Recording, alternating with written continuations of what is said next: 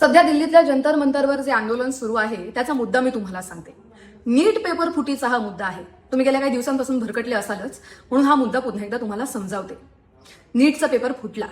कोणी फोडला तर सिस्टम मधल्या प्राध्यापकांनी फोडला. कोणासाठी फोडला? कोचिंग माफियांसाठी फोडला. कारण हे कोचिंग माफिया हाच पेपर वाटून आपला क्लास कसा महान आहे आणि आपल्या क्लासमधले विद्यार्थी कसे एकदम सिलेक्ट होतात नीटमध्ये आणि पुढे जातात आयुष्यात हे दाखवण्याचा त्यांचा प्रयत्न. हा पेपर फोडला गेला, पैसे कमवले गेले. हे जेव्हा प्रकरण समोर आलं तेव्हा सरकारने या लोकांवर कारवाई केली. सरकारने घेतला पुढाकार.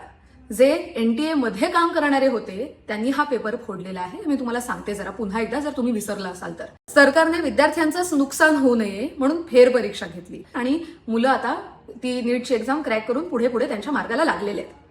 पण सध्या जंतर मंतरवर काय सुरू आहे? तुम्ही धर्मेंद्र प्रधान यांचा राजीनामा मागताय, ती मागणी तुमची रास्त आहे. बरोबर, शिक्षण मंत्र्यांनी राजीनामा द्यायला हवा जर त्यांच्या अखत्यारीतला एका विभाग अशा पद्धतीने वागताय आणि ज्यामुळे लाखो विद्यार्थ्यांचं नुकसान होत आहे. पण त्यात तुमच्या बरोबर इतर जे लोक मध्ये मध्ये घुसतायत ते आपली राजकीय पोळी भाजून घेतात असं तुम्हाला दिसत नाहीये का? इतक्या दिवसांपासून जे आंदोलन सुरू आहे त्यात एनटीए हे नाव कुठेच दिसत नाहीये. अजून एक गोष्ट तुम्हाला सांगते की तुम्ही शिक्षण मंत्र्यांचा राजीनामा मागताय, ठीक आहे, राजीनामा दिला तर पुढे काय? राजीनामा दिल्यानंतर तिथे दुसरा एक मंत्री येईल, त्याच्या अखत्यारीत पुन्हा एकदा असा एक पेपर फुटला तर पुन्हा तुम्ही त्यांचा राजीनामा मागणार. हे असं चालत नाही. आपण सिस्टमचा भाग आहोत आणि आपण कुठेतरी ही सिस्टम बनवण्यासाठी जबाबदार आहोत. आता तुम्ही म्हणालच अर्थातच की मी मोदी भक्त आहे, अंधभक्त आहे. तुम्ही म्हणा, मी काय तुम्हाला नाही म्हणणार नाही. पण कोणाचंही सरकार आलं तरी हे होतच राहणार आहे जोपर्यंत स्थानिक लेवलला ह्या गोष्टी सुधरत नाहीत. अकाउंटेबल कोणाला धरायचं हे तुम्हाला आधी कळायला हवं. तुम्ही तुमच्या इथले रस्त्यांवर तुमच्या इथे खड्डे पडतायत, तुम्ही मोदींना नाही शिव्या घालू शकत ना. किंवा उद्या राहुल गांधी पंतप्रधान झाले तर तुम्ही त्यांना नाही शिव्या घालू शकत. त्यांनी राज्य सरकार स्थापन करून दिलेलं आहे. राज्याचा एक प्रमुख आहे.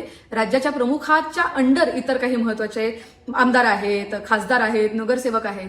ही सगळी महत्वाची पदं आहेत जी तुमची स्थानिक प्रश्न सोडवण्यासाठी आहेत. आता ह्या सगळ्या आंदोलनामध्ये एनटीएला तुम्ही जबाबदार धरायला हवं. एनटीएचे जे प्रमुख आहेत त्यांचा राजीनामा तुम्ही मागायला हवा, कारण त्यांच्या अखत्यारीत असलेल्या सगळ्या प्राध्यापकांनी हे सगळं काम केलेलं आहे. पण तुमचं चाललंय काय? It is never going to end like this.